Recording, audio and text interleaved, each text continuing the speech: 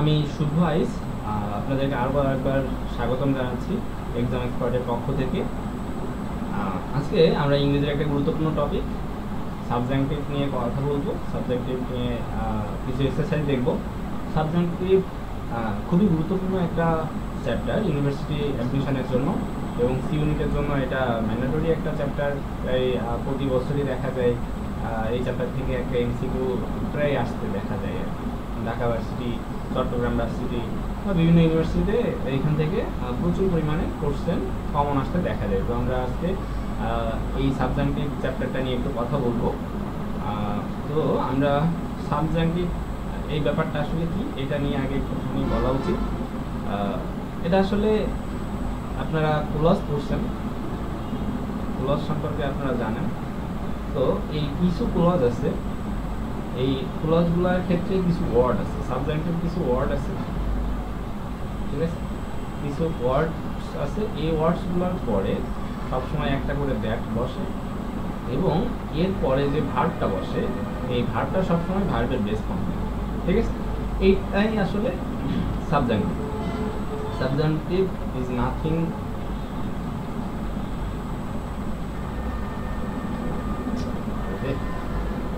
মনে নেই তো,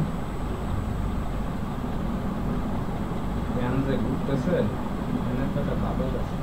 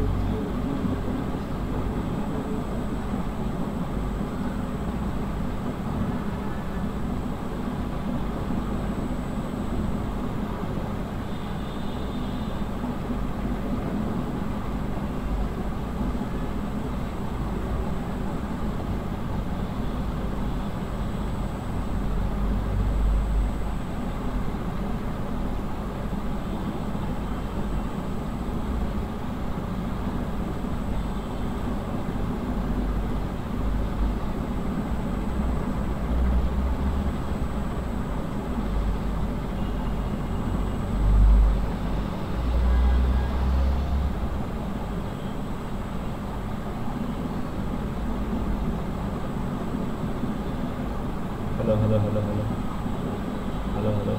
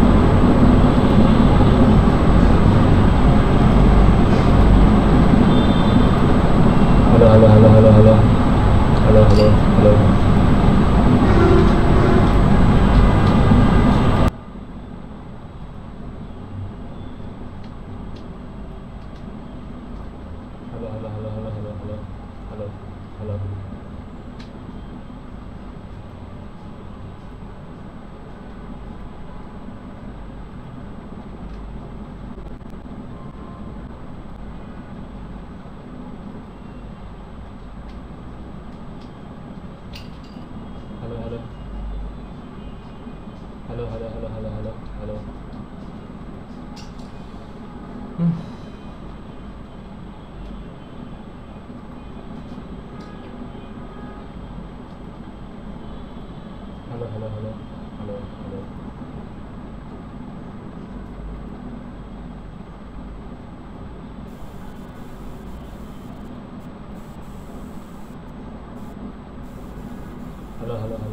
hello hello hello hello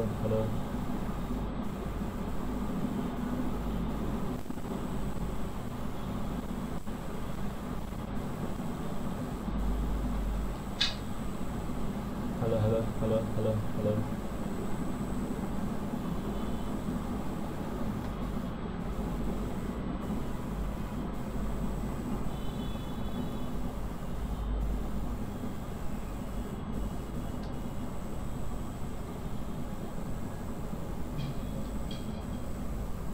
hello, hello, hello, hello.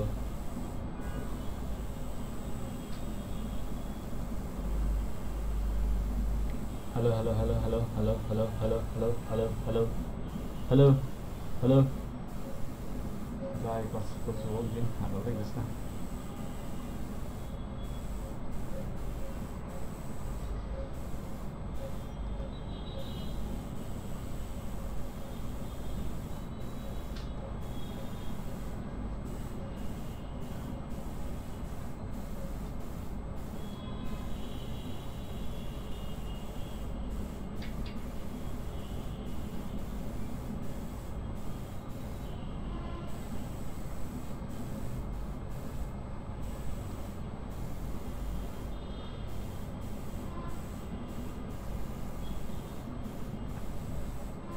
আশা করি সবাই ভালো আছেন, সুস্থ আছেন। আমি শুভাইস আরও একবার আপনাদের সবাইকে এক্সাম এক্সপার্টের পক্ষ থেকে স্বাগতম জানাচ্ছি আমাদের আজকের ইংরেজি ক্লাসের টপিক সাবজেক্টিভ।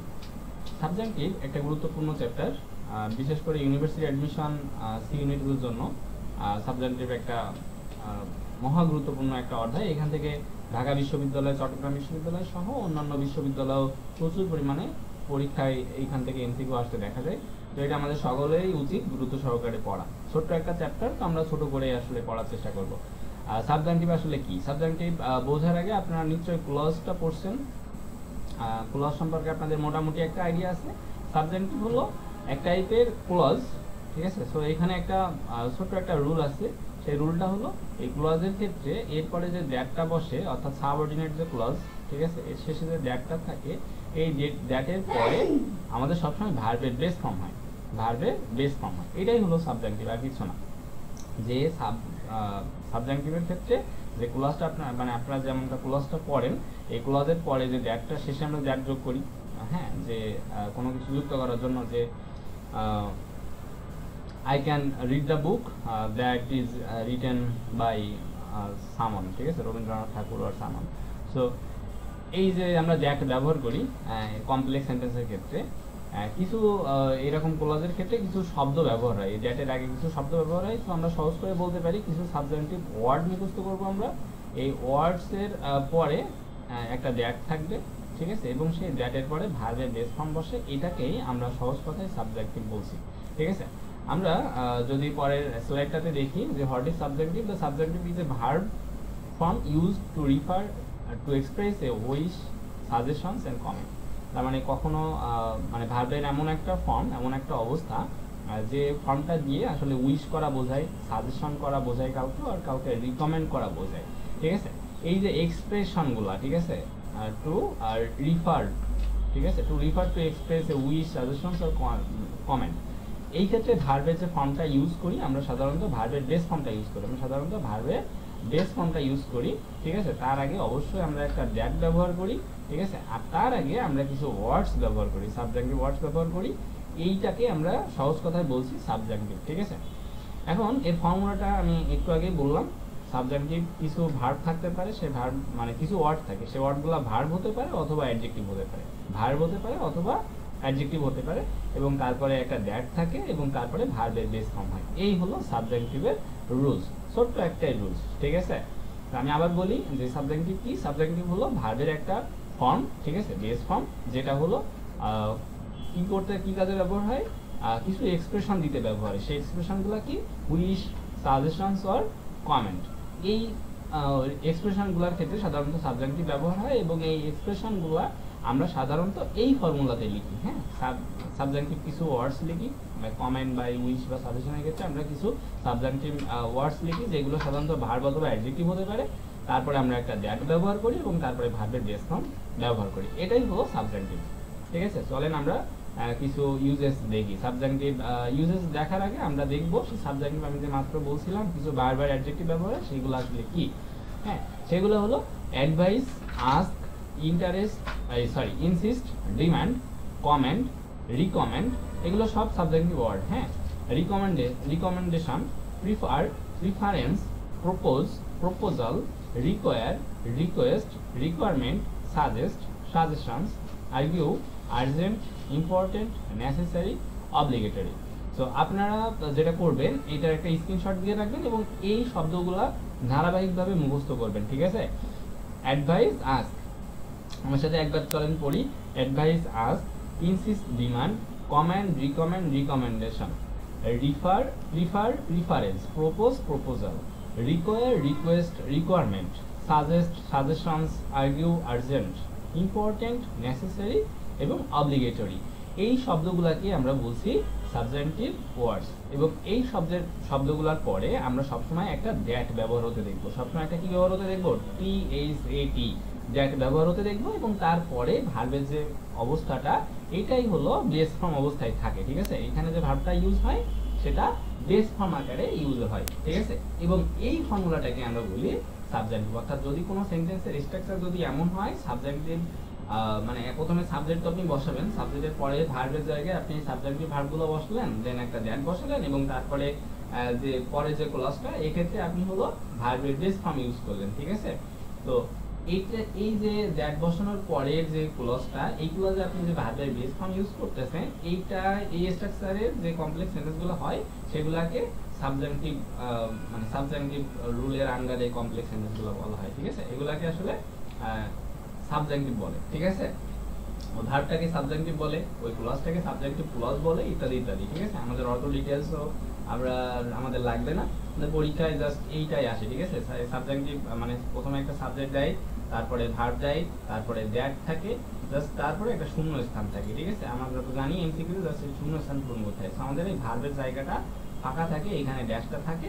আমাদের যেটা করতে হবে, আমাদের এইটা জানতে হবে যে সাবজেক্টিভ কিছু এই শব্দগুলো মুখস্থ করতে হবে এবং তারপরে দ্যাট। আমরা যদি দেখি কোনো কোশ্চেনে সাবজেক্টের পরে কমেন্ট রিকমেন্ড, ঠিক আছে, recommendation, prefer preference, propose proposal, require request requirement, suggest suggestion, argue urgent, important necessary obligatory, advice ask, insist অথবা ডিমান্ড প্লাস দ্যাট, ঠিক আছে?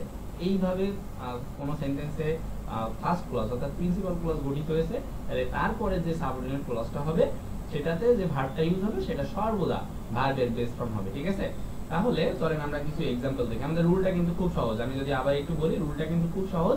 আমাদের রুলটা হলো এই যে ফর্মুলাটা এখানে লেখা আছে যে সাবজেক্টিভ ভার্ব বা অ্যাডজেক্টিভ, এরপরে একটা দ্যাট বসে এবং তার পরবর্তী যে ক্লজের যে ভার্বটা হয় সেই ভার্বটা সর্বদা কি হয়?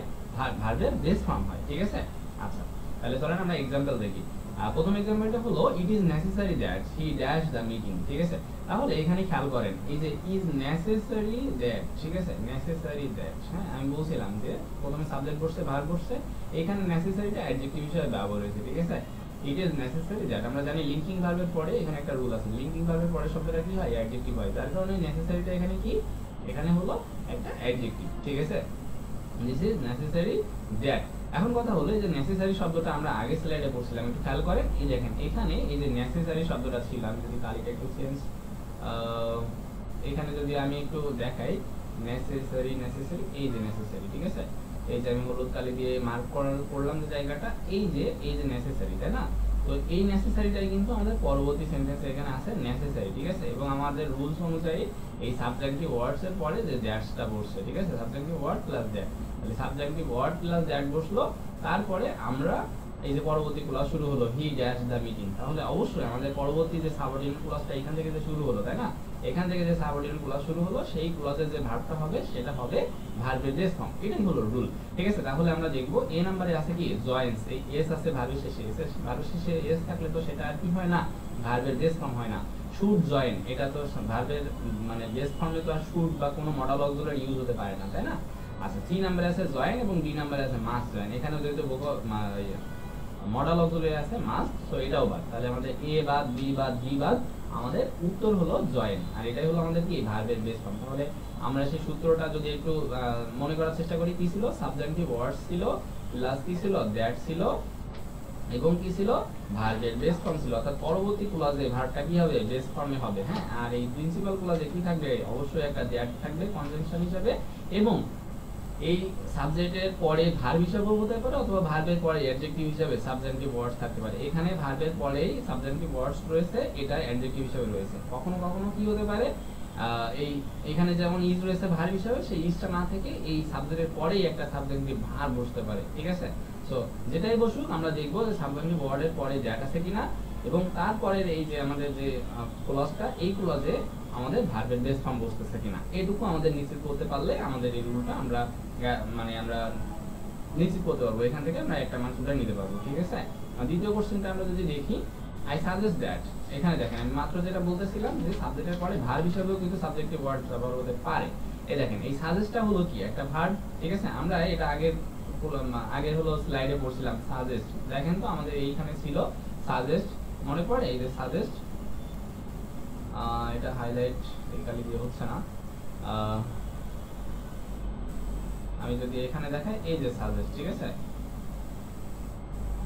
ব্ল্যাক কালি দিয়েও তো হচ্ছে না, আচ্ছা হোয়াটএভার। তো এই যে সাজেস্টটা, ঠিক আছে এই যে সাজেস্টটা এটাই কিন্তু আমাদের এখানে বসছে। ঠিক আছে, তাহলে আমাদের আসলে সহজ না, এই আমরা যদি এই কয়টা শব্দ মুখস্থ করে ফেলতে পারি তাহলে এর পরে যে ভার্বটা বসে, ঠিক আছে সেই ভার্বটা সবসময় ভার্বের কি ফর্ম হবে, বেস ফর্ম হবে। তাহলে এই যে সাজেস্ট দ্যাট, তাহলে আমাদের সাবজেক্টিভ ওয়ার্ডস আছে এবং তারপরে কি আছে, দ্যাট আছে, তাই না, দ্যাট আছে, তাহলে আমাদের দ্যাট আছে এবং তারপরে কি হবে, ভার্বের বেস ফর্ম হবে সাবজেক্টিভ ওয়ার্ডস প্লাস দ্যাট। ঠিক আছে, subjective word plus that plus ভার্বের বেস ফর্ম, তাহলে এখানে সাজেস্ট আছে, আমাদের সাবজেক্টিভ ওয়ার্ড, আমাদের এরপরে দ্যাট আছে, এই যে দ্যাট আছে এবং পরবর্তী যে ক্লজটা তৈরি হয়েছে এই ক্লজে ভার্বটা কি হবে, বেস ফর্ম হবে। তাহলে আমাদের দেখতে হবে নিচের যে অপশনগুলো আছে এর মাঝখানে ভার্বের বেস ফর্ম আছে কোন ভার্ব, মানে কোন অপশনে। আমরা ডি নাম্বার থেকে শুরু করি, দেখেন এখানে none above the, none of the above, ঠিক আছে এটাতে আমরা এখন অ্যানসার করতে পারবো না, সো আমরা সি নাম্বার অপশনটা পড়ি। ওয়েন্ট, এখানে ভার্বটা কি আছে, ওয়েন্ট আছে, ওয়েন্ট আমরা জানি এটা কি, এটা হলো ভার্বের পাস্ট ফর্ম, তাই না। এরপরে আছে গোজ, এটা আমরা জানি কি, এটা হলো ভার্বের প্রেজেন্ট ফর্ম, ঠিক আছে এবং সিঙ্গুলার রেখেছে, সো আমরা ভার্বের প্রেজেন্ট ফর্ম আর ভার্বের বেস ফর্ম কিন্তু আলাদা। ঠিক আছে, ভার্বের প্রেজেন্ট ফর্ম আর ভার্বের বেস ফর্ম কিন্তু আলাদা। ভার্বের প্রেজেন্ট ফর্মে কি হতে পারে, সিঙ্গুলার আর প্লুরাল দুইটা ফর্ম হতে পারে। ঠিক আছে, ভার্ব কি হতে পারে, সিঙ্গুলার হতে পারে অথবা প্লুরাল হতে পারে। ঠিক আছে, অর্থাৎ ভার্বের শেষে সিঙ্গুলার হলে এস বা ইএস যোগ হয়, ঠিক আছে, আর প্লুরাল হলে কিছু যোগ হয় না। কিন্তু বেস ফর্মের ক্ষেত্রে, ভার্বের বেস ফর্মের ক্ষেত্রে কিছুই যোগ হয় না, ওর শেষে কিছুই যোগ হয় না। ঠিক আছে, আইএনজি যোগ হতে পারে না, কিছুই যোগ হতে পারে না। ঠিক আছে, এস বাই এস কিছুই যোগ হতে পারে না। সো আমাদের এই যেটা একদমই কিছু যোগ হয় নাই, ঠিক আছে, গো, মূল যে ভার্বটা ছিল গো, সো আমাদের এই দেখেন এই নাম্বারটাই কিন্তু এখানে answer, go to the doctor. ঠিক আছে, হি গো টু দা ডক্টর। এখানে দেখেন আমরা যদি এই সাবজেক্টিভের রুলটা না জানি তাহলে আসলে সমস্যাটা কি। এখানে দেখেন আই সাজেস্ট দ্যাট হি, আমরা জানি খুব সহজে এটা কি, আগের ক্লজটা কি কোন টেন্সে আছে, প্রেজেন্ট ইনডিফিনিট টেন্সে আছে, আই সাজেস্ট দ্যাট। তাহলে পরের যে ক্লজটা আছে অর্থাৎ সাবঅর্ডিনেট ক্লজটা আছে এটা স্বভাবতই প্রেজেন্ট ইনডিফিনিট টেন্স হওয়া উচিত। সো আপনারা যেটা করবেন যে এখানে আপনারা যারা এই রুলসটা জানবেন না তারা কি করবেন, আপনি চিন্তা করবেন হি হলো থার্ড পারসন সিঙ্গুলার নাম্বার, তাহলে এরপরে ভার্বের শেষে কি হবে, এস বা ইএস হবে, অতএব আপনি কি করে দিবেন, গোর পরে আপনি ইএস যোগ করে দিবেন, তাই না। সো এটা কিন্তু আমাদের ভুল, আমাদের সঠিকটা কি, আমাদের এইখানে আমরা যেহেতু একটা সাবজেক্টিভ ভুল ইউজ হয়েছে, সো এই ক্ষেত্রে হি এর পরে গোজ হবে না, কি হবে, গো হবে। ঠিক আছে, এখানে থার্ড পারসন সিঙ্গুলার নাম্বার এই ব্যাপারগুলো আমরা কনসিডারই করব না। হ্যাঁ, এর আগের ক্লাস প্রেজেন্ট টেন্স হোক, পাস্ট টেন্স হোক, পাস্ট পার্টিসিপল টেন্স হোক, প্রেজেন্ট কন্টিনিউয়াস অর যে কোনো ফিউচার টেন্স হোক, যে কোনো কিছু হোক, আমরা যদি দেখি যে আমাদের সাবজেক্টিভ ওয়ার্ডের এই নিয়মে কোনো হলো ক্লজ আছে বা ক্লজের রুলস, মানে ক্লজের এমসিকিউ আমাদের পরীক্ষায় আসছে, তাহলে আমরা চট করে আমরা একবার ভেবে নিব যে আমরা যে সাবজেক্টিভ রুলটা শিখছিলাম যে subjective words plus that plus ভার্বের বেস ফর্ম, এই সাবজেক্টিভ ওয়ার্ড এবং দ্যাটটা পর পর আছে কিনা। হ্যাঁ, যদি থাকে তাহলে আমরা আর এই থার্ড পারসন সিঙ্গুলার নাম্বার না কোন টেন্স না এই কোনো ব্যাপার নিয়ে আমরা আর মাথা ঘামাবো না, আমরা ডিরেক্ট উত্তর করে দিব ভার্বের বেস ফর্ম। ঠিক আছে, সো আমরা দুইটা এক্সাম্পল দেখবো, আমরা আরো কিছু এক্সাম্পল দেখবো। সরি, আমরা 3 নম্বরে যদি দেখি উই আর্গিউ দ্যাট, ঠিক আছে, উই আর্গিউ দ্যাট, তাহলে এখানে দেখেন এটা কি, এটা হলো আমাদের কি সাবজেক্টিভ ভার্ব না, সাবজেক্টিভ ওয়ার্ডস, তাই তো। এরপরে কি আছে, দ্যাট আছে, ঠিক আছে, দ্যাট আছে। এরপর থেকে কিন্তু কি শুরু হয়েছে, পরবর্তী ক্লজ শুরু হয়েছে। ঠিক আছে, অর্থাৎ সাবঅর্ডিনেট ক্লজ শুরু হয়েছে এবং এইখানে যে ভার্বটা ইউজ, মানে ভার্বটা আছে এটাই আমাদের কাজ করতে হবে এইখানে, যে এখানে ভার্বের কোন ফর্ম হবে। ঠিক আছে, এখানে ভার্বের বেস ফর্ম আছে, প্রেজেন্ট ইনডিফিনিট ফর্ম আছে, প্রেজেন্ট কন্টিনিউয়াস ফর্ম আছে এবং প্রেজেন্ট পারফেক্ট ফর্ম আছে। তো আমাদের এখানে উত্তর করতে হবে এই চারটার মধ্যে কোনটা হবে, ঠিক আছে, তাই না। তো আমরা কিন্তু এর আগের যে স্লাইড এখানে আমরা দেখে আসছিলাম, তাই না, এই যে আর্গিউ আমরা কিন্তু পড়ে আসছিলাম, এখানে আর্গিউ, তাই না, ওই ছিল এই যে আর্গিউ আমরা এইখানে পড়ে আসছিলাম, তাই তো। হ্যাঁ, তো এই যে আর্গিউ এর ক্ষেত্রে আমরা কি, এটা যেহেতু সাবজেক্টিভ ওয়ার্ডস, তো এরপরে আমরা আমাদের যেহেতু এবং দ্যাটও আছে, ঠিক আছে, তাহলে আমাদের সাবজেক্টিভের রুলস মিলে যাচ্ছে। তো এরপরে আমরা আর চিন্তা করব না প্রেজেন্ট টেন্স না পাস্ট টেন্স, তার মানে সাবজেক্ট থার্ড পারসন সিঙ্গুলার না প্লুরাল, এই কোনো কিছু আমরা চিন্তা করব না, আমরা জাস্ট ভার্বের বেস ফর্ম যে অপশনে আছে সেটাই আমরা উত্তর করে দিব। তাহলে এখানে হ্যাজ লেফট এটা কি, এটা হলো প্রেজেন্ট পারফেক্টে আছে, সো এটা তো আমরা নিতে পারবো না, এটা ভার্বের বেস ফর্ম না, তাই না?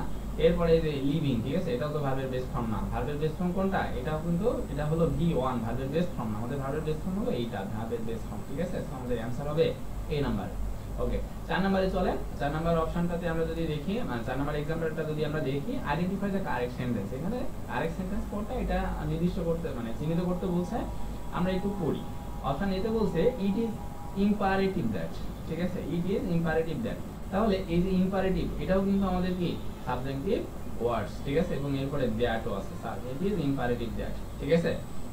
তাহলে এরপরে ইউ আর, ঠিক আছে, ইউ আর ওয়ান টাইম। এখন এই যে আরটা, ঠিক আছে, এটা কি বেস ফর্ম না? না স্যার, এটা হলো বেস ফর্ম না। এটা কি ফর্ম? এটা হলো ভার্বের প্রেজেন্ট ফর্ম, ঠিক আছে। তাহলে আমাদের ভার্বের প্রেজেন্ট ফর্ম বলতে আমরা কি বুঝাচ্ছি? আমাদের এইটার কি ছিল বলেন তো, একটু যদি আমি মনে করি, আপনাদের টেন্সের বই থেকে ছিল আমাদের বি, তাই তো। তারপরে কি ছিল? ওয়াজ ওয়্যার ছিল, তাই না? ওয়াজ ওয়্যার ছিল পাস্ট টেন্সে, ওয়াজ ওয়্যার, ঠিক আছে, ওয়াজ ওয়্যার। আর কি ছিল? পাস্ট পার্টিসিপলে কি ছিল? বিন ছিল, তাই না? আর আপনাদের হাতের কাছে যদি টেন্সের কোনো বই থাকে তাহলে দেখবেন ব্র্যাকেটে বি দিয়ে প্রেজেন্ট ফর্মের যেটা বি, এটা লেখার পরে ব্র্যাকেটের মধ্যে লেখা ছিল এম ইজ আর। কি লেখা ছিল?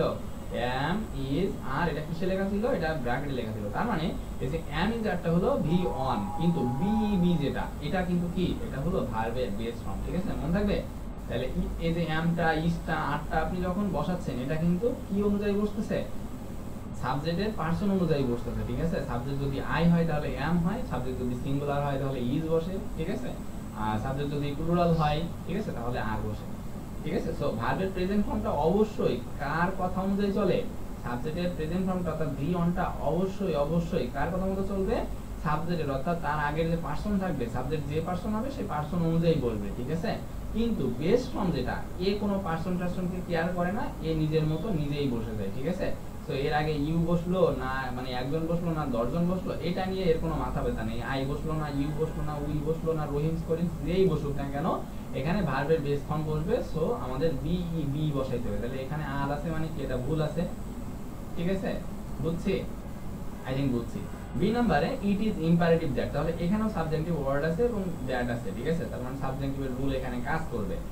এখন আমরা যদি পরের ক্লজটা দেখি, ইউ আর টাইমলি, তাহলে এখানেও দেখেন আর আছে। আমি একটু আগে বলতেছিলাম এম ইজ আর, এগুলো সব কি ভি অন। কেন ভি অন এটাও আমি বললাম, কারণ এগুলা তার পার্সন অনুযায়ী বসে, ঠিক আছে। এম বসে হলো শুধুমাত্র আই এর ক্ষেত্রে, ইজ বসে শুধুমাত্র থার্ড পারসন সিঙ্গুলার নাম্বারের ক্ষেত্রে, এবং আর বসে প্লুরাল নাম্বারের ক্ষেত্রে, তাই না। তো এটা আরটা ইউ এর জন্য বসছে, ঠিক আছে। এখানে ইউ না হয়ে রহিম বসলে কিন্তু এখানে কি হয়ে যেত? ইজ হয়ে যেত। তো যেহেতু এখানে রহিম বসলে এটা চেঞ্জ হয়ে যাবে, তার মানে এটা আর মানে এখানে এটার উপরে যেহেতু এটা নির্ভর করতেছে, আটটা নির্ভর করতেছে কিসের উপরে? এই জায়গাটার উপরে, এই জায়গাটায় যেটা হবে তার উপর নির্ভর করতেছে। কিন্তু আমরা জানি আমাদের বেস ফর্মটা আসলে কারোর উপর নির্ভর করে না, বেস ফর্ম নিজেই স্বাধীন, ঠিক আছে। সো এখানে আটটা তাহলে প্রেজেন্ট ফর্ম, এটা বেস ফর্ম না, ঠিক আছে। পরের সি নাম্বার অপশনটার দিকে যদি আমরা তাকাই, ইট ইজ ইম্পারেটিভ দ্যাট, তাহলে এখানে দেখেন ইম্পারেটিভ দ্যাট, এটা সাবজেক্টিভ রুল হবে ইউ বি। দেখেন এইখানে বি বি আছে, ঠিক আছে। এটা পড়তে অকওয়ার্ড মনে হইলো, এটাই কিন্তু answer, you be on time, ঠিক আছে। তাহলে যেটা আমি বলতেছিলাম যে আর হবে না বা ইজ কিছুই হবে না, তাহলে ইউ বি হবে, এটাই হলো ভার্বের বেস ফর্ম। আচ্ছা, তো আমাদের সি নাম্বার উত্তর হবে। আমরা যদিও উত্তর পেয়ে গেছি, ডি নাম্বারটা একটু পড়ে দিই, it is imperative that you are in time, ঠিক আছে। সো এখানেও কিন্তু এই আর দিছে, যার কারণে এটা হবে না। তাহলে আমাদের উত্তর হবে কোনটা? সি নাম্বারটা, ঠিক আছে। আচ্ছা, তো আমি আশা করছি 3 এবং 4 আপনারা বুঝছেন। এরপরে আমাদের লাস্ট স্লাইডের আমরা আরো একটা एग्जांपल আজকের মতো গো থ্রু করব। এটা হলো I suggest that he dash take legal advice. I suggest that he dash take legal advice. তাহলে এই যে সাজেস্ট, আমরা কিন্তু সাজেস্টটা পড়ছিলাম সাবজেক্টিভ ওয়ার্ডের মধ্যে, ঠিক আছে। তাহলে এই যে সাজেস্ট দ্যাট, তার মানে এটা সাবজেক্টিভ রুলে পড়ে গেল। এখন হি বা যেই হোক, এখানে হি থার্ড পারসন হোক, ঠিক আছে, বা সেকেন্ড পারসন, ফার্স্ট পারসন, যাই হোক, কিংবা সিঙ্গুলার বা প্লুরাল যাই হোক, এরপর এটা কি হবে? ভার্বের বেস ফর্ম হবে। তো আমাদের এখন বুঝতে হবে কি, যেহেতু আমরা বুঝে গেছি এটা হলো সাবজেক্টিভ রুলে পড়ছে, আমাদের বুঝতে হবে এর মাঝখানে অপশনগুলোর মধ্যে কোনটা হলো আমাদের বেস ফর্ম। এখন এখানে দেখেন এই যে উইল, মাস্ট, শুড, ক্যান। এখন কথা হলো, এই তো বিরাট এক গন্ডগোলে পড়লাম, আমাদের এখানে তো বেস ফর্ম দেওয়াই আছে ঠিক, তাহলে এখানে উইল, মাস্ট, শুড, ক্যান কেন দিছে, ঠিক আছে। কথা হলো, যদি কখনো এরকম দেখেন ঠিক আছে, যে আমাদের ভার্ব দেওয়া আছে, ঠিক আছে, সাবজেক্টিভের ক্ষেত্রে যদি কখনো দেখেন আমাদের ভার্ব দেওয়া আছে কিন্তু তারপরও ওরা আরো একটা ভার্বকে চাচ্ছে, তখন আপনি কোনটা দিবেন? শুডকে দিবেন, ঠিক আছে, কারণ শুড হলো নিরপেক্ষ, ঠিক আছে, শুড হলো কি মডাল অক্সিলারির মধ্যে নিরপেক্ষ একটা ভার্ব, ঠিক আছে, মনে থাকবে মডাল অক্সিলারির মধ্যে নিরপেক্ষ ভার্ব কোনটা? শুড, মনে থাকবে। আচ্ছা, কেন নিরপেক্ষ এটা অন্য আরেকদিন বলবো, শুড কেন নিরপেক্ষ মডাল অক্সিলারির মধ্যে। সো আমরা এই শুডটাকে ব্যবহার করব। এখন আমি বেস্ট অফ লাক বলার আগে আপনাদেরকে একটা কোশ্চেন করব, জাস্ট আপনারা হলো এই কোশ্চেনটার অ্যানসার দিবেন। তার জন্য আমার যেটা করা লাগবে আরেকটা স্লাইড বাড়ানো লাগবে। সো আমি একটা নিউ স্লাইড নিলাম। এখন আমি হলো আপনাদের একটা প্রশ্ন দিব, হ্যাঁ, এই প্রশ্নটা আপনারা হলো আমারে সলভ করে কমেন্টে বলবেন যে এটাতে কি উত্তর হবে, ঠিক আছে। আমি যদি একটা সেন্টেন্স এখন লিখি যে রহিম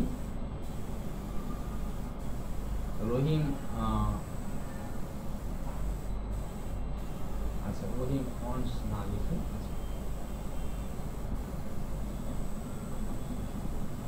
রহিম নোজ দ্যাট, হ্যাঁ, রহিম নোজ দ্যাট, ঠিক আছে, he dash Rahim knows that two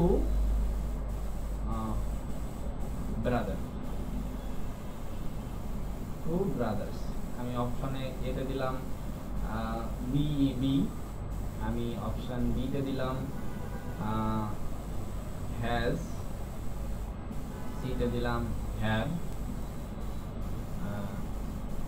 D তে দিলাম হলো আর, ঠিক আছে। এখন এইটা হলো কি হবে, ঠিক আছে, এটার উত্তর কি হবে? Rahim knows that he dash two brothers, ঠিক আছে। এখানে নোজ দ্যাট এটা কি সাবজেক্টিভের মধ্যে পড়বে? আমি একটু হিন্টস দিচ্ছি, এখানে নোজ দ্যাট এটা কি সাবজেক্টিভের মধ্যে পড়বে? এটা কি সাবজেক্টিভের রুল ফলো করবে? যদি না করে তাহলে এখানে উত্তর কোনটা হবে? সবাই এই প্রশ্নের উত্তরটা কমেন্ট বক্সে দিয়ে দিবেন। সেই এবং পরবর্তী ক্লাস না হওয়া পর্যন্ত সবাই সুস্থ থাকবেন, ভালো থাকবেন। Thank you.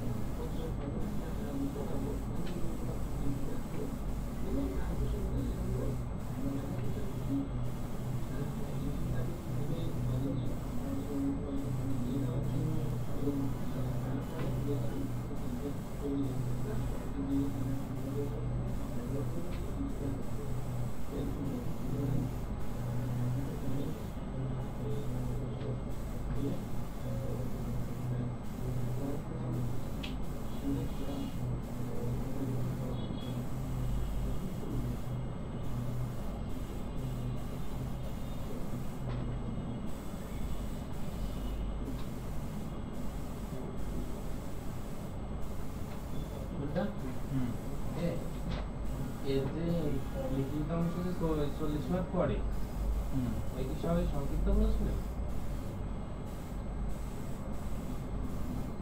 হ্যাঁ কে লিখিত যে 40 মার্ক এটা সংক্ষিপ্ত প্রশ্ন।